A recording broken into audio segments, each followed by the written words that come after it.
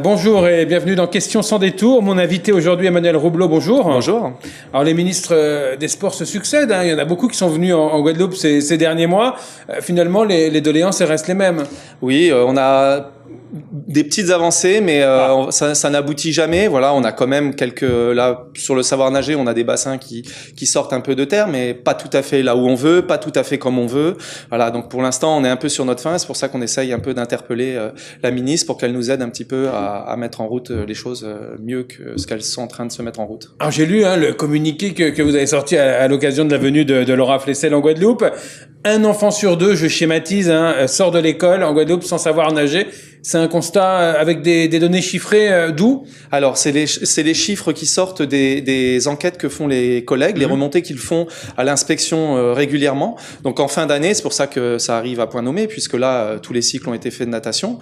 Les cycles qui ont pu être faits, puisque tous les cycles ne peuvent pas être faits faute de créneaux. Voilà, donc on s'aperçoit quand on arrive à tester nos élèves qu'on a 50% de nos élèves qui sont non nageurs. Donc ça, c'est on l'explique comment? Alors on l'explique par un accès qui est. Vous faites pas votre travail, c'est ça? Oui, si on peut le dire. Non, on sait pas qu'on fait pas notre travail. On aimerait mieux pouvoir le faire. Ouais. C'est qu'on n'a pas d'accès, pas suffisamment d'espace de bassin d'apprentissage pour apprendre la natation, et donc on se retrouve souvent sans natation au collège et sans natation au primaire, parce que ça ne concerne pas que le collège. Nous sommes là pour valider le savoir nager. Il faut enseigner le plus tôt possible. Le plus tôt possible. C'est comme toutes les activités, comme savoir faire du vélo, comme taper dans un ballon, etc. Plus on apprend tôt, plus c'est facile, et plus justement on peut aller loin, nous, après au collège avec eux, pour les rendre vraiment autonomes et éviter les noyades, les tristes noyades qu'on a pu connaître cette année et puis les années précédentes. Voilà. Et les réponses apportées pour le moment, c'est quoi? Alors, pour l'instant, les réponses, elles sont ponctuelles, elles sont apportées par certains maires et par certains groupements d'agglomération, mais elles n'arrivent jamais à terme. En tous les cas, elles n'arrivent jamais à terme avec une concertation des professionnels. On a une piscine à Petit-Bourg, par exemple, qui a été lancée, qui n'est jamais terminée. Voilà, donc ça devrait être fait dans les prochains mois, a priori. Pour l'instant, on ne sait pas. C'est un problème de financement. Alors, est-ce que parce que c'est la présidence qui a changé du groupement d'agglomération, on ne sait pas. Entre-temps, il y a une piscine qui a vu le jour à Ravine-Chaude, mais cette piscine interdite aux scolaires, donc c'est que pour les touristes. Un ancrage qui est prévu à Blachon, mais on ne sait toujours pas s'il y aura une piscine. Ouais. Et puis il y a 2 bassins d'eau de mer qui sont apparus. Alors ça, justement, les bassins d'eau de mer, ça c'est pas une nouveauté, mais disons que ça c'est sorti de mer, on va dire plutôt. Exactement. Du côté de Sainte-Anne notamment, c'est ça? Sainte-Anne et Saint-François. Alors ça a été fait comment? Alors on ne sait pas. Voilà, on a découvert de la même manière que vous. Les collègues ont réagi tout de suite. Ils ont saisi ceux qui ont l'habitude de saisir, c'est-à-dire la commune. La commune a organisé une réunion de concertation, mais n'est pas décideur du tout sur le projet. On imagine quand même qu'ils avaient envie de bien faire. Hein. Oui, mais a priori, il n'y a pas eu de concertation des professionnels. Je vous donne un exemple très simple à Sainte-Anne. Le bassin, il est placé en face de la base nautique. Donc ça veut dire, pour ceux qui connaissent un petit peu, que pour faire sortir des bateaux, donc les débutants, ce qu'on appelle un chenal. Exactement, au vent, parce que c'est là où on fait sortir plutôt les élèves débutants. On a plutôt des débutants dans les écoles de voile, donc l'espace est très réduit, et donc ils termineront inévitablement une fois sur deux dans le bassin d'apprentissage. Ça pose aussi le problème des effluves d'essence, des bateaux de sécurité qui doivent sortir eux aussi et qui seront au vent et qui amèneront aussi des vapeurs d'essence dans la baignade. Donc voilà, alors c'est un exemple, mais il n'y a pas suffisamment de fonds. Il y a des problèmes de sécurité, il y a déjà des parties qui nous posent question en termes de sécurité, on a peur qu'il y ait des accidents, des fractures, etc.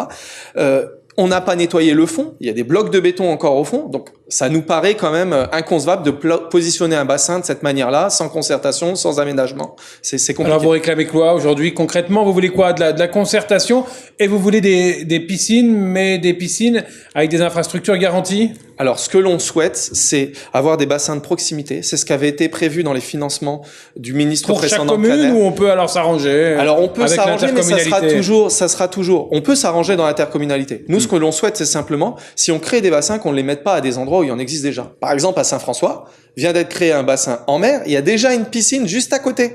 Donc, la piscine à la rotonde de Saint-François. Donc, alors, tant mieux.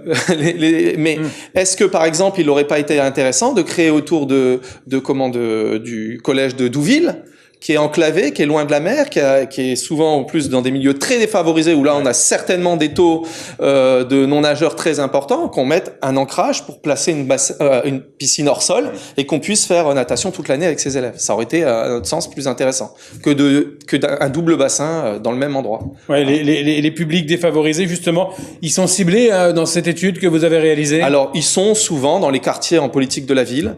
Ils sont et un peu autour. Alors, Douville, la région de Douville à Sainte-Anne, mais ça est la région de Capesterre aussi, et la région du Nord-Bastère, Sainte-Rose, le centre de la Guadeloupe, donc Abîme, Pointe-à-Pitre. Voilà, ce sont des zones qui sont des zones à privilégier pour essayer de positionner des bassins. Voilà. Ouais.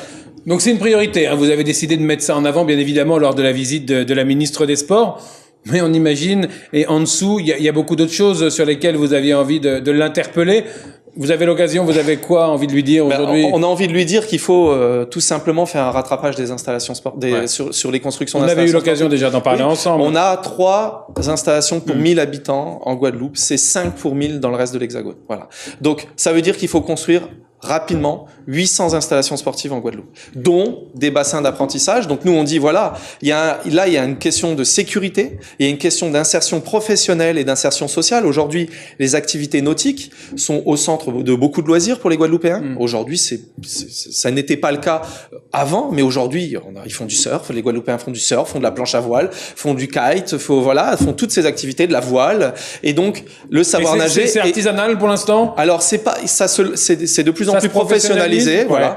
Il y a de plus en plus de structures qui s'installent. C'est aussi, les professeurs de PS ont aussi leur rôle. Mais c'est au bon vouloir de chacun. Mais voilà, il y a rien de structuré. Les bases nautiques, pour l'instant, qui devraient normalement structurer à Sainte-Anne, on en a une. À Saint-François, on en a une. À Petit-Bourg, il y en a une également. À Petit-Bourg, il y en a une. À Sainte-Rose, il y en a une qui a été construite, mais on ne sait pas vraiment quand est-ce que vraiment l'équipe communale prendra ses quartiers à l'intérieur. Voilà. Donc, il y a là une politique. Et c'est pour ça à mener, et c'est pour ça qu'on voudrait que toutes ces personnes, parce que c'est un petit peu éclaté, c'est les groupements d'agglomération qui gèrent ça, les communes qui gèrent ça, on aimerait pouvoir les rencontrer au cours de groupes de travaux qui sont déjà même mis en place autour du préfet. Simplement, ces communautés d'agglo ne sont jamais invitées dans ces groupes de travail. Donc vous voulez en réalité faire les états généraux du sport, regrouper le recteur de l'académie, les professionnels du secteur, les communautés d'agglo et bien évidemment le préfet qui chapeaute tout ça. Exactement. C'est l'intention qu'on avait et qui avait été actée par le préfet, qui a créé ce groupement de travail. Alors, il fonctionne pas encore tout à fait, tout le monde ne siège pas tout le temps, mais au moins les directives qui sont données par ce groupe de travail sont suivis souvent, voilà, sont écoutés, sont suivis au maximum par les élus. Donc, vous êtes quand même des petits impatients, hein, parce qu'il y a le plan Caner de rattrapage, 20 millions d'euros pour l'outre-mer. C'était une bonne nouvelle, ça. C'est une très bonne nouvelle, mais je tiens à rappeler une chose, c'est qu'on est en concurrence avec les autres DOM. Toutes les autres DOM. Donc nous, c'est pour ça qu'on a une demande qui est forte, qui est celle de créer... C'est celui qui va parler le plus fort? Ben oui, c'est un petit peu ce qui se passe la plupart du temps. Donc il faut que nous ayons des élus qui sont en capacité de monter des dossiers de financement, qui soit bien monté. Le ministre l'a rappelé, Caner. Je pense que Madame Laura Flessel le rappellera aussi. Voilà. Il faut que les dossiers soient bien montés et prouvent qu'ils s'insèrent vraiment dans le contexte local. Et nous, on pense que la natation peut être un point fort, un axe fort pour obtenir ces financements. Voilà, à condition que les maires les mettent en balance, c'est ça la cohésion sociale? Exactement, la cohésion sociale, l'insertion professionnelle.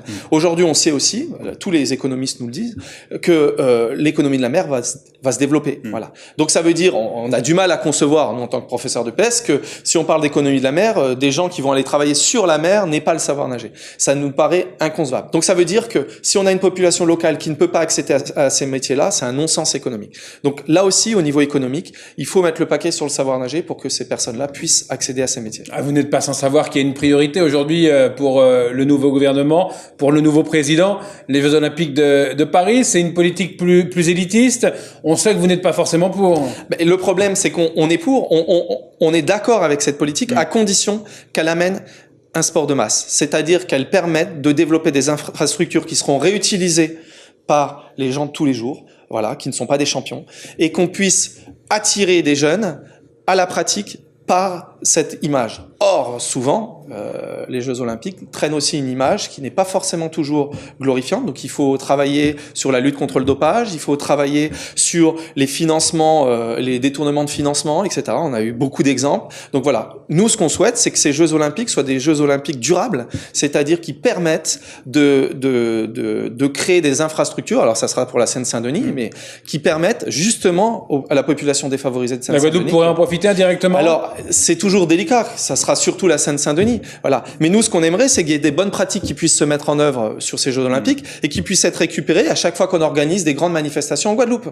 Pour la Carucarajet, on a eu la Coupe Davis sur laquelle on nous a entendu. On a le TGVT. Voilà. Ça peut être l'occasion d'entretenir, le TGVT, par exemple, peut être l'occasion d'entretenir des bases nautiques. Si à chaque fois on accueille dans ces bases nautiques, ça permet peut-être un petit peu de remettre les choses à plat, de dynamiser à tour de rôle telle ou telle base nautique. Voilà. Ça peut être des financements détournés qui peuvent améliorer la pratique de tout un chacun. Une Guadeloupéenne ministre des Sports, on sait que c'est beaucoup d'attentes pour elle. Vous lui mettez beaucoup de pression, non? On lui met pas plus de pression qu'à une autre. Voilà, on sait qu'elle aura une oreille attentive pour nous. Voilà, nous ce qu'on veut, c'est simplement que tous les DOM soient au même niveau. On est un syndicat national, donc on parle pour la Guadeloupe, mais on parle aussi que tous les syndicats soient au même, que même si on est en concurrence avec les autres. Bien sûr, on est en concurrence. Mais justement, on ne veut pas être rabaissé par rapport aux autres. On veut être au même niveau que les autres. Donc, il faut que les élus nous montrent des dossiers. Nous, on est prêts à les aider. On est une force de proposition pour eux. Mais il faut qu'ils nous montrent des dossiers bien ficelés pour qu'ils soient retenus par l'État en termes de financement. Merci Emmanuel Roublot. Je vous en prie. Très bonne fin de journée sur l'antenne de TV. On se retrouve très rapidement pour un nouveau numéro de Questions sans détour.